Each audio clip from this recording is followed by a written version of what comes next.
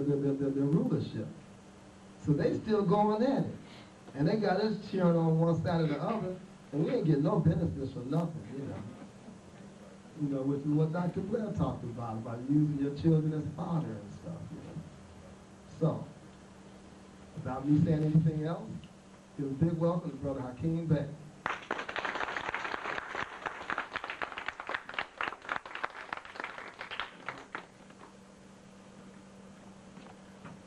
Islam, peace, Moors. Peace. Islam.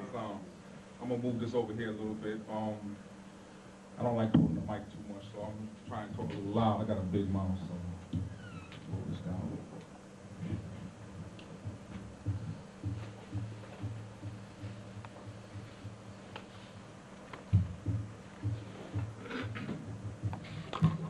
What I'm going to be covering today is a number of topics that has been hidden, suppressed, or totally distorted. And the man I have up here on the screen right now is the man known as Prophet Noble Drew Ali. And it's unfortunate, but maybe 7 out of every 10 of our people don't even know who he is. And he's one of the ones who, you could say, laid down the groundwork for many of the movements that followed him, from the Nation of Islam, Daddy Grace, Father Divine, many different movements that came later on in the 60s. This man right here, Noble Drew Ali, was the founder. I should say, he laid the foundation. He began his mission in 1913 in New Jersey. Later on, he relocated to Chicago, and he did work here in Detroit, New York, and all over the country. And he was the first one to really reveal our Moorish heritage. And from that time, a lot of research has been done.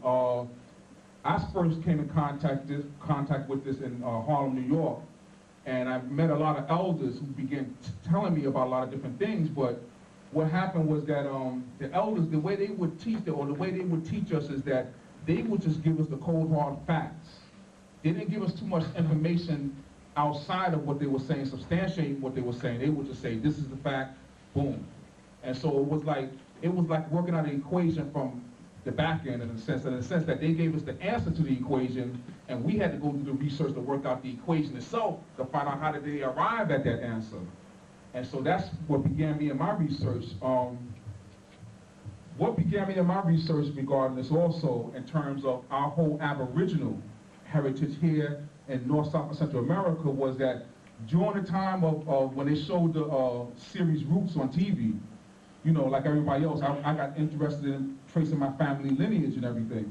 So I started talking to all the elders in my family and, you know, calling them up, and they was like, you know, what you doing calling me up, you know, because that, you know, not too many of the young people in the family spoke to the older people in the family on a regular basis. So I began calling them up, asking them things about the family.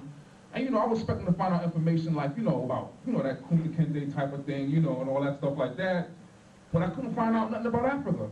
I kept asking questions about all the elders, and I kept saying, you know, where's the stories, where's the stuff about Africa? And nobody would say nothing about Africa, but I would hear stuff about Cherokee, you know, Creek, and, you know, all, Delaware, or Lenape, and, you know, Aboriginal type things. And I remember hearing some of the Moors say, some of the elders saying that, you know, we were not all brought over here from Africa in slave ships. That was a myth that was created partially to rob us of our heritage here. Also, it was used, see, we've always been on this side of the Atlantic Ocean. We had a civilization that was on both sides of the Atlantic Ocean, which the European Masons mystically referred to as Atlantis, and which the Prophet Noble Drew Ali referred to as the dominions of Amexem. And so I said, well, maybe there's something to this, you know, and I began to look deeper into it. And so what I'm gonna share with you now is some of the fruits of that research. Just by a show of hands, how many are familiar with the overhead slideshow that I show, or have ever seen it before?